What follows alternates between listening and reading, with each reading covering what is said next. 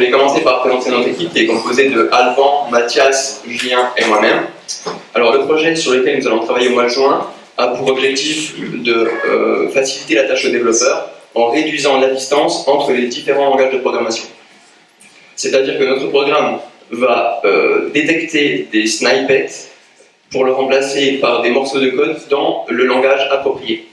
Nous allons mettre en place une plateforme pour laquelle une communauté pourra faire des correspondances entre snippets génériques et code source dans le langage adapté.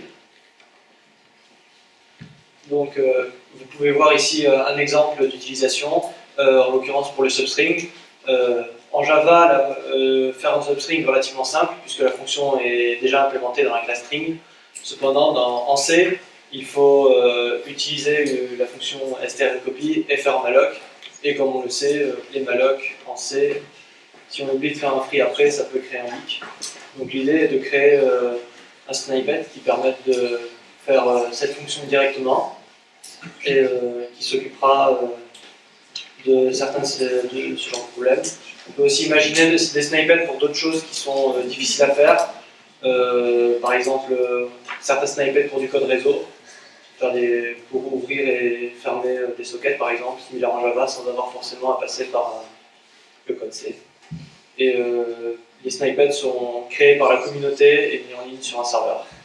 Je vais laisser Mathias vous expliquer les détails. Alors, pour faire fonctionner notre outil, ce qu'il va falloir qu'on mette en place, c'est une application qui soit à la fois sur notre PC, pour que les développeurs puissent travailler avec, et bien sûr un serveur, donc l'application pourra poser des questions, pour faire la correspondance entre nos snippets, nos annotations, et pour pouvoir importer depuis le web les codes sources correspondants. Donc ça, ce sera dans un premier temps un programme console qui fonctionnera par exemple comme un compilateur et qui transformera nos fichiers en format spécial au format de compilation .c, .java, etc. Enfin, donc, ce serveur qui stockera en base de données et dans un système de fichiers toutes nos informations. Ensuite, on va essayer de faire une GUI pour que l'outil soit plus agréable à utiliser pour l'utilisateur, pour le développeur.